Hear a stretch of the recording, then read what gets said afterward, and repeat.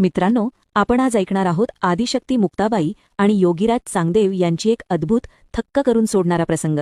हा प्रसंग आहे शक्ती आणि कृपेची, तपश्चर्या आणि सहजतेची आणि एका 1400 वर्षांच्या महान योगीला एका 6.5 वर्षांच्या बालिकेने दिलेल्या दिव्य धड्याची. त्या काळात महाराष्ट्राच्या भूमीवर 4 दिव्य भावंड विचरत होती. सर्वात मोठे भाऊ आणि गुरु संत निवृत्तीनाथ, माऊली म्हणून ओळखले जाणारे संत ज्ञानेश्वर, संत सोपानदेव आणि सर्वात लहान बहीण आदिशक्ती मुक्ताबाई. वय फक्त 6 वर्षे, पण शक्ती अपार. याच काळात एक महान तपस्वी होते, योगीराज चांगदेव. त्यांचे वय होते तब्बल 1400 वर्षे. दर 100 वर्षांच्या कठोर तपश्चर्येनंतर त्यांना पुढील 100 वर्षांचे आयुष्य मिळत असे.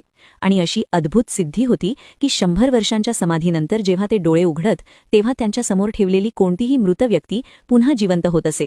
एके दिवशी ही 4ही भावंड तीर्थक्षेत्रांचा प्रवास करत गोदावरी नदीच्या काठावर असलेल्या पुंटांबा गावात पोहोचली. तिथे त्यांनी पाहिलं एक विलक्षण दृश्य. रस्त्याच्या कडेला 100 प्रेतांची रांग लागलेली होती आणि हजारो लोक शांतपणे काहीतरी वाट पाहत बसले होते. हे दृश्य पाहून लहानगी मुक्ताबाईने आपल्या दादांना विचारलं, दादा, ही प्रेतं अशी का ठेवली आहेत? तेव्हा निवृत्तीनाथ म्हणाले, मुक्ता, इथे योगीराज चांगदेव समाधीत बसले आहेत. ते 100 वर्षांनी उठणार आहेत आणि तेव्हा ही सर्व प्रेतं जिवंत होतील म्हणून लोक वाट पाहत आहेत. हे ऐकून लहानगी मुक्ताबाई हसली आणि निरागसपणे म्हणाली, दादा, मेलेली माणसं जिवंत करणं यात एवढं काय मोठं आहे?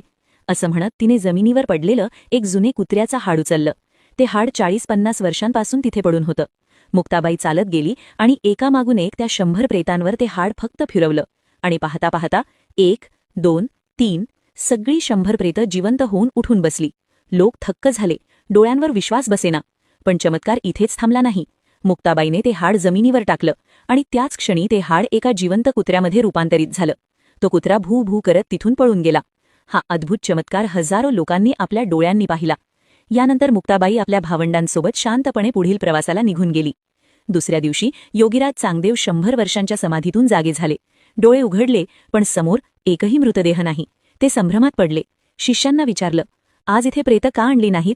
तेव्हा शिष्य म्हणाले, गुरुदेव, काल 4 भावंड आली होती आणि त्यातील एका लहान मुलीने सगळ्यांना जिवंत केलं आणि ते सर्व आपापल्या घरी निघून गेले.